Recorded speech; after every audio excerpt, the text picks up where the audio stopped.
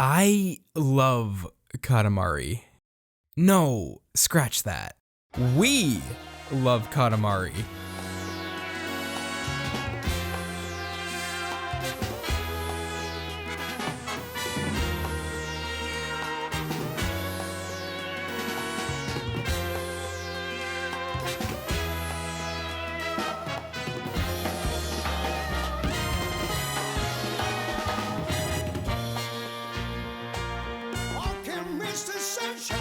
Katamari Damacy is straight up one of the best games I've ever played. It's super fun, it has a heartwarming story, the music is indescribably good, and it feels like its own unique thing.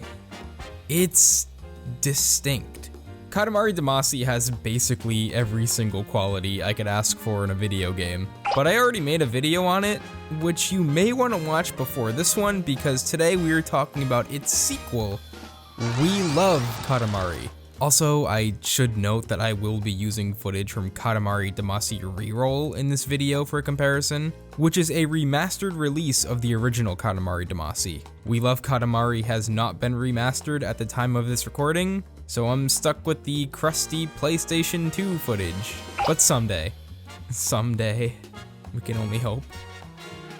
We Love Katamari is the second game in the Katamari franchise, but more notably, it's the final Katamari game series creator Kaita Takahashi worked on. Katamari Damacy was originally envisioned as a single game, and that was that. However, due to its success, publisher Bandai Namco immediately started working on a sequel. Takahashi was weary of the idea since he was tired of the reliance of sequels in the gaming industry, but he ultimately couldn't stop Namco from making the sequel, so he begrudgingly joined the project. And it's fascinating to see how these feelings were embraced in We Love Katamari. The main plot of the game is literally fans wanting a sequel to Katamari Damacy. It's entirely self-aware and sort of acts as a commentary on sequels in gaming. A game is successful, fans like it, and a sequel is made, even if that sequel doesn't need to exist. But does We Love Katamari warrant its existence? Can it even be a perfect sequel if it was never really meant to exist?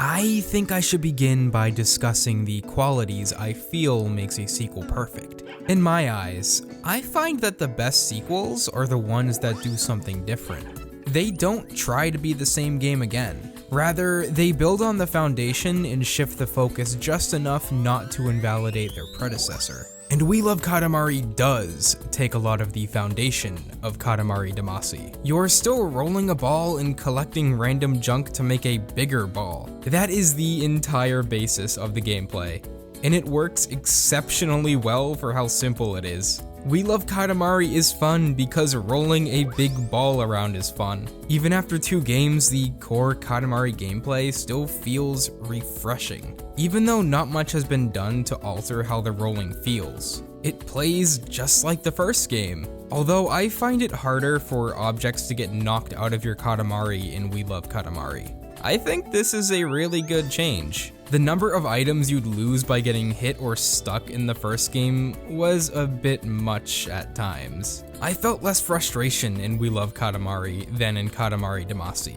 and I think the improved sturdiness of the Katamari was a factor in that. I also found it a lot more difficult to get stuck too. There's some weird level geometry and item placement in the first game that would just shred the Katamari. I don't ever recall getting stuck in that way in We Love Katamari, or at least to that extent. So core gameplay wise, We Love Katamari is an improvement. Nothing too dramatic, but the changes help make We Love Katamari feel a little better to play. However, while the gameplay feels similar, the same can't be said for We Love Katamari's structure. We Love Katamari has a different focus than Katamari Damacy. Katamari Damacy was all about progression. The Katamari got bigger and bigger in each level, and it felt amazing seeing just how massive this ball of junk could become over the course of the entire game. There was more of a structure to how you progress because of its focus on one idea: growth. In contrast, We Love Katamari places more of an emphasis on altering the context of rolling by focusing more on specific level objectives. I'm going to reuse something I said in my other Katamari video to simplify this point. Katamari Damacy asks the question, how big can you make the Katamari? We Love Katamari asks, what else can you do with the Katamari? There's an amazing amount of variety in We Love Katamari. Every single level feels different. One level has you rolling the Katamari underwater, complete with different physics to simulate being in a pond. If you input a dash, the Katamari just goes flying. And I had the stupidest grin on my face the entire level. There's another level where the Katamari is replaced by a sumo wrestler, and you need to basically force feed him by rolling him into food until he becomes large enough to crush his opponent. Some people might be into that. A different level has you raising money for charity, and each object you collect has a monetary value. In this instance, you're not trying to make the biggest Katamari, but the most expensive one. We Love Katamari kept surprising me, even more so than Katamari Damacy. I think I overall prefer how tight Katamari Damacy's focus is, but I can't deny that more varied mission objectives was the right direction for its sequel to take. There are still levels in We Love Katamari that are about making the biggest Katamari possible, but way more of the levels have you accomplishing some different task. I think my favorite level has to be the campfire one though. The goal is to light a bonfire by rolling it into a flaming Katamari, but the flame will go out over time if objects aren't being collected. So this level is basically a rush from object to object with as little downtime as possible between collecting. It's stressful, but a fun stressful. Most levels have more difficult variations, and the hardest campfire mission is definitely pretty tough. It took me around 3 or 4 tries to get it down the first time. I never found Katamari Damacy to be hard, aside from the bear and cow levels. So the more challenging levels in We Love Katamari were a pleasant surprise.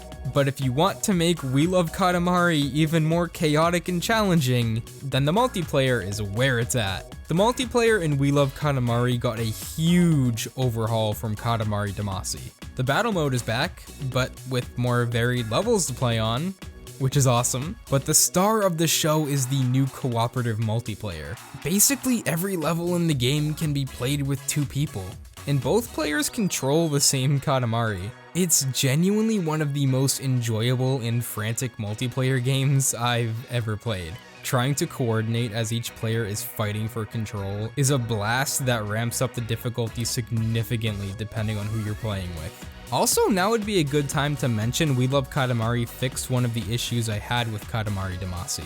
In Katamari Damacy, when you failed a mission, you were brought back to the main hub and needed to reselect the level. But in We Love Katamari, you were given the option to retry when you fail. It's a small addition, but a good quality of life change that really helps you get back into the action quicker. And speaking of changes, one of my biggest nitpicks with Katamari Damacy was the inability to play as the prince's cousins outside of the multiplayer mode. Not only are there more cousins to unlock in We Love Katamari, but they can be used whenever and wherever you want.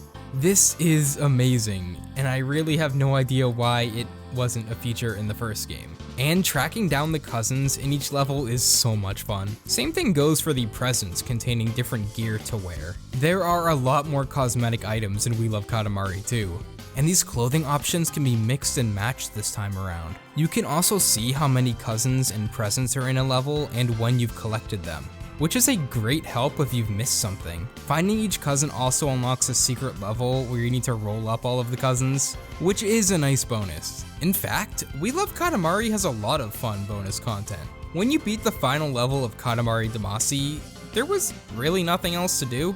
But after the credits in We Love Katamari, more challenges are unlocked. The big one though is the infamous Rose Challenge, where you need to collect 1 million roses. This level is only unlocked once every other level is completed, and well, it's Time consuming, I can tell you that. The good thing is your progress is saved when you exit the level, so you aren't forced to do it all in one sitting. But also, why would you do this? It's a little too much. I may love Katamari, but I also love my time. But the rest of the game is worth playing though. And a big part of that has to do with We Love Katamari's presentation.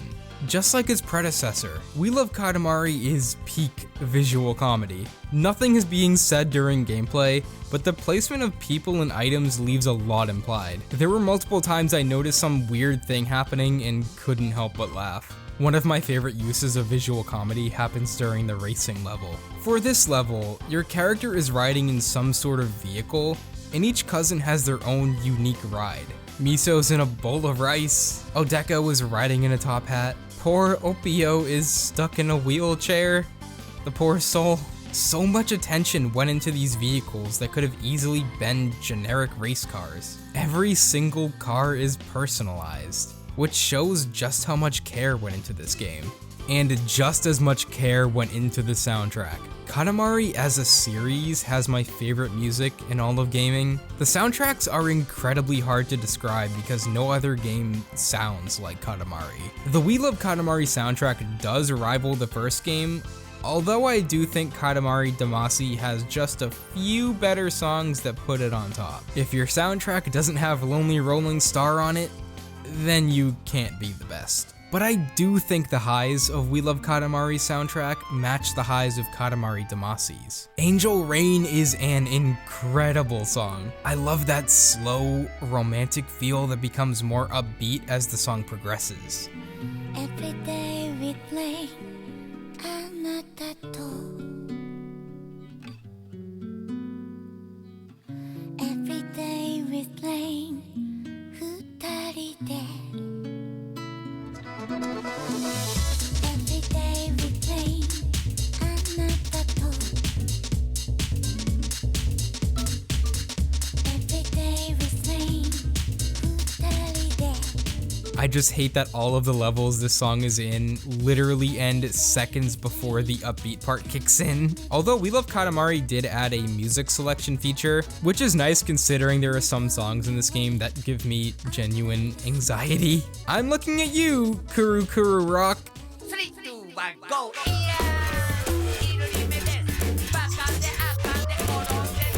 I'd also say We Love Katamari's soundtrack is weirder than the first games. There's this amazing a cappella rearrangement of the Katamari Damacy theme, where the singer seemingly butchers lines and then just starts talking midway through the song. I don't know Japanese, but I know he's just spurting out nonsense. It also gets progressively faster at the end, and the lead singer just absolutely loses it. There's a Katamari Damacy medley comprised almost entirely of animal sound effects for some reason. And then there's a song about a guy that explains how drinking basically ruined his life, and that he's quitting alcohol for good. But the song is titled Bluffing Damacy, so he's lying?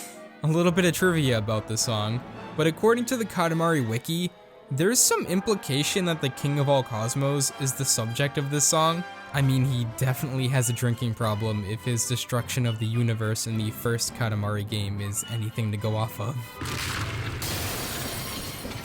And speaking of the King of All Cosmos, he's really at the forefront in this game. We Love Katamari has various cutscenes that show the king's upbringing and his troubled relationship with his father. They're a lot like the cutscenes in the first Katamari game, very short and simple, but getting some backstory on the king is pretty cool. I also like how the final cutscene is an homage to Katamari Damacy's intro. It's all tied together and really helps make We Love Katamari feel like a celebration of Katamari Damacy's success. And that was the entire point of We Love Katamari.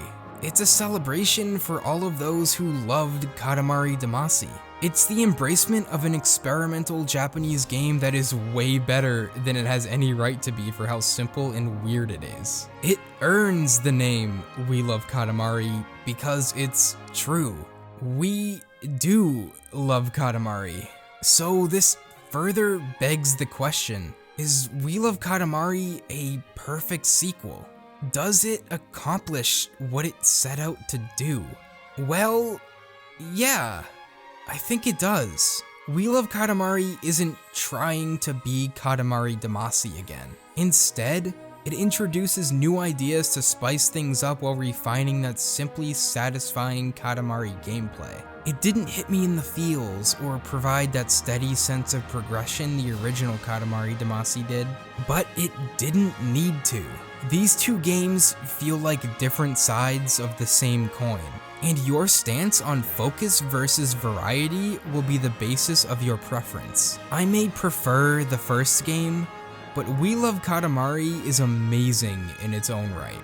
I really do love Katamari, and We Love Katamari oozes that collective passion of all of those who share that love.